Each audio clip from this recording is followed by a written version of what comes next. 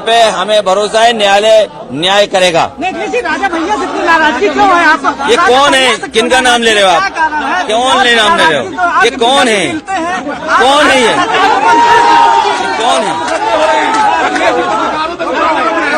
अरे पत्रकार साथियों, आप भी सरकार हटाना चाहते हो, हम जानते हैं। देखिए, राजनीति की ये बड़ी विचित्र बात होती है कि जब अपने भी बेगाने हो जाते हैं और बेगाने भी अपने लगने लगते हैं। ऐसा ही एक आपको मामला बता दें कि जब अखिलेश यादव प्रतापगढ़ गए तो वहाँ पर बहुत समाजवादी पार्टी के जो बहुत खास माने जाते थे, रघुराज प्रताप सिंह राजा भैया, जो प्रतापगढ़ कुंडा से विधायक हैं, उनको अखिलेश यादव पहचानने से इनकार कर दिया। उसका भी कारण था कि वो एक कार्यक्रम पे पहुंचे अखिलेश यादव, और पत्रकारों ने जब उनसे पूछा कि राजा भैया के साथ आप गठबंधन कर रहे हैं, तो उनके सवाल का जवाब उन्होंने दिया कि कौन, मैं नहीं जानता किसके बारे में आप बात कर रहे हैं। देखिए, इसके पीछे एक सोची समझी रणनीति है और एक सियासी संदेश भी ये देना चाहते हैं कि बीते कई सालों से जो कुंडा में रघुराज प्रताप सिंह का एक छत्र राज रहा है, उसको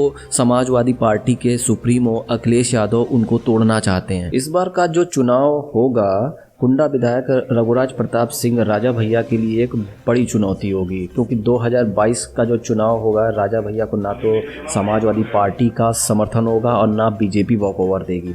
अब ऐसे में राजा भैया के पिछले कई दिनों से गठबंधन का जो एक नब्ज टटोल रहे थे, बीजेपी के साथ में की बात आ रही थी, बीजेपी में जाएंगे नहीं जाएंगे, फिर चर्चा हुई कि सपा में की तरफ जा रहे हैं, तो ये एक पूर्ण विराम लग चुका है और अपने ही पार्टी से ही वो चुनाव लड़ेंगे। अखिलेश यादव की नाराजगी राज्यसभा चुनाव से शुरू हुई, जब राजा भैया ने बीजेपी को वोट दे दिया। एक चीज आप समझ लीजिए कि गुलशन यादव, जो राजा भैया के बहुत करीबी माने जाते थे, आज दुर्विरोधी हैं और अखिलेश यादव कुंडा से गुलशन यादव पर दांव लगाने की तैयारी कर रहे हैं। सपा की सक्रियता से कुंडा सीट पर यादव वोट के छिटकने का डर भी सता रहा है। इसीलिए पिछले दिनों कुर्मी वोटों को साधने के लिए पहले जिला पंचायत की कुर्सी पर कांग्रेस नेता प्रमोद तिवारी के समर्थन से कुर्मी समुदाय को जिताई। वहीं अब चुनाव से पहले मुलायम सिंह यादव और शिवपाल यादव से मुलाकात की। इसका संदेश भी दिया जा रहा है कि यादव समुदाय को साधने के लिए या वोटरों को साधने के लिए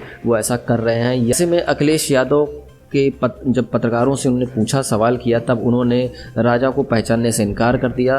तो अब ये तो मान के चलिए कि समाजवादी पार्टी से जो गठबंधन की जो उम्मीद थी, उनके सारे दरवाजे बंद हो चुके हैं। अब अपनी एक फौज तैयार कर रहे हैं और 2022 में चुनाव में क्या आता है, क्या परिणाम आता है, ये तो फिलहाल आने वाला वक्त ही बताएगा।